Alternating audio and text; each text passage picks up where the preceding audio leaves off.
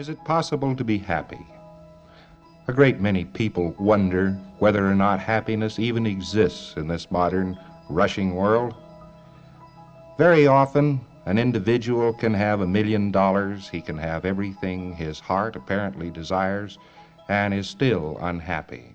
We take the case of somebody who has worked all his life, he's worked hard, he's raised a big family, he's looked forward to that time of his life when he at last could retire and be happy and be cheerful and have lots of time to do all the things he wanted to do, and then we see him after he's retired, and is he happy? No. He's sitting there thinking about the good old days when he was working hard. Our main problem in life is happiness.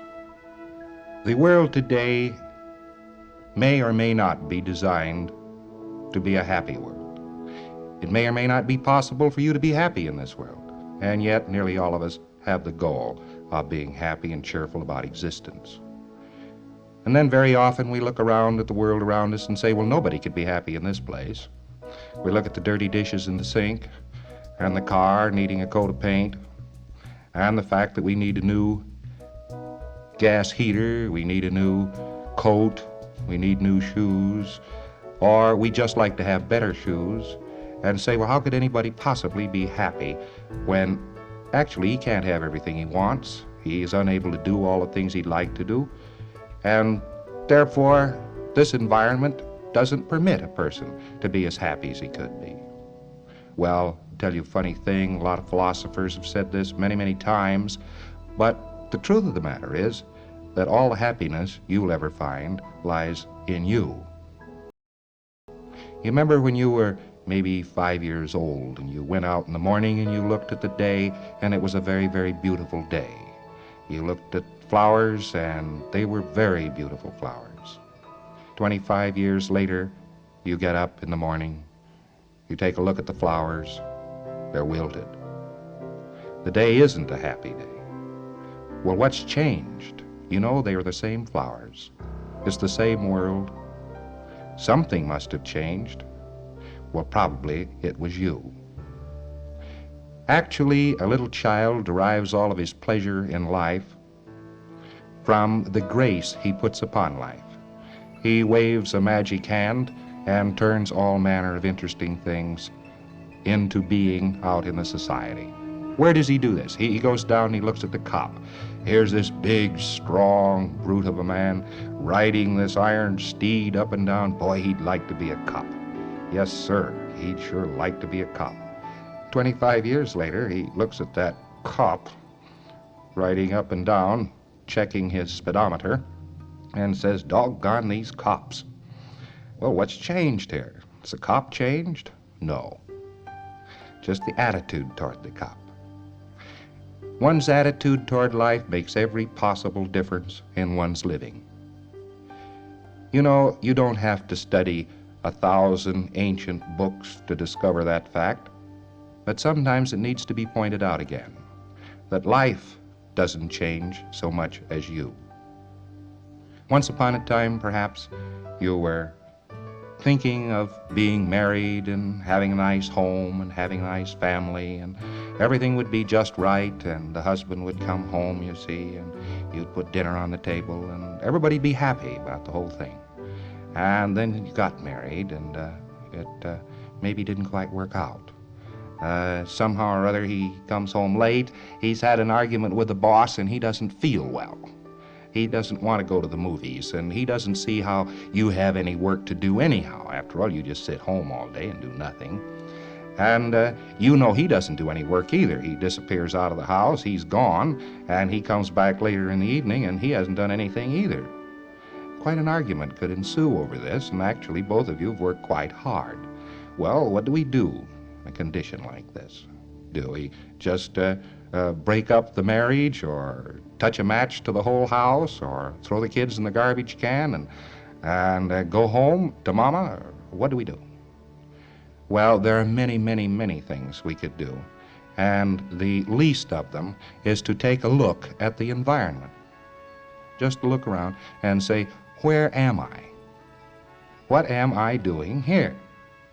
And then once you found out where you were, why, try to find out how you could make that a little more habitable. The day when you stop building your own environment, when you stop building your own surroundings, when you stop waving a magic hand and gracing everything around you with magic and beauty, things cease to be magical, things cease to be beautiful.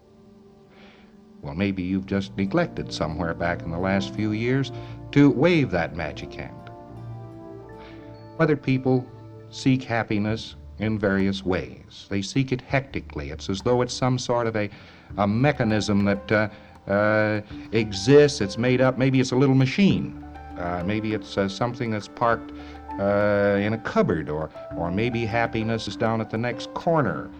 Maybe it's someplace else. They are looking for something. Well, the odd part of it is the only time they'll ever find something is when they put it there first. Now, this doesn't seem very creditable, but it is quite true. Those people who have become unhappy about life are unhappy about life solely and completely because life has ceased to be made by them. Here we have the single difference in a human being. We have that human being who is unhappy, miserable, and isn't getting along in life, who is sick, who doesn't see brightness. Life is handling, running, changing, making him. Here we have somebody who is happy, who is cheerful, who is strong, who finds there is something worth doing in life. What do we discover in this person? We find out that he is making life. Now, there's actually the single difference. Are you making life, or is life making you? And when we go into this, we find out that a person has stopped making life because he himself has decided that life cannot be made. Some failure, some small failure, maybe not graduating with the same class, maybe that failure that had to do with not marrying quite the first man or woman who came along and seemed desirable. Maybe the failure of having lost a car, or just some minor thing in life started this attitude. A person looked around one day and said, well, I've lost. And after that, life makes him. He doesn't make life anymore. Well, this would be a very dreadful situation if nothing could be done about it. But the fact of the matter is, it's the easiest problem of all the problems man faces, changing himself and changing the attitudes of those around him. It's very, very easy to change somebody else's attitude, yet you are totally dependent upon other people's attitudes. Somebody's attitude toward you may make or break your life. Did it ever occur to you that your home holds together? Probably because of the attitude the other person has toward you. So there's two problems here. You have to change two attitudes. One, your attitude toward somebody else, and two, their attitude toward you. Well, are there ways to do these things? Yes, fortunately, there are. For many, many, many centuries, man has desired to know how to change the mind and condition of himself and his fellows. Actually, man hadn't accumulated enough information to do this up to relatively few years ago. But we're living in a very fast-paced world. We're living in a world where magic is liable to occur at any time, and has. Man now understands a great many things about the universe he lives in which he never understood before. And amongst the things which he now understands is the human mind.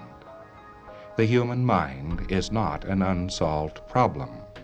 19th century psychology did not solve the problem.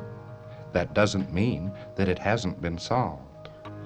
In modern times, the most interesting miracles are taking place all across this country and across the other continents of Earth. What do these miracles consist of? They consist of people becoming well. It consists of people who are unhappy becoming happy once more. It consists of abolishing the danger inherent in many of the illnesses and in many of the conditions of man. And yet the answer has been with man all the time. Man has been able to reach out and find this answer, but perhaps man himself had to change. Perhaps he had to come up into modern times to find out that the physical universe was not composed of demons and ghosts, to outlive his superstitions, to outlive the ignorance of his forebears. Perhaps he had to do everything, including invent the atom bomb, before he could find himself. Well, he has pretty well mastered the physical universe now. The physical universe is to him now rather a pawn. He can do many things with it. And having conquered that, he can now conquer himself. The truth of the matter is, he has conquered himself. Scientology came about because of man's increased knowledge of energy. Man became possessed of more information about energy than he had ever had before in all of his history. And amongst that, he came into possession of information about the energy which is his own mind. The body is an energy mechanism. Naturally, a person who cannot handle energy could not handle a body. He would be tired, he would be upset, he'd be unhappy. As he looks all around him, he finds nothing but energy. If he knew a great deal about energy, particularly the energy of himself, the energy that made him think, the energy that was himself, and the space which surrounded him, he, of course, would know himself.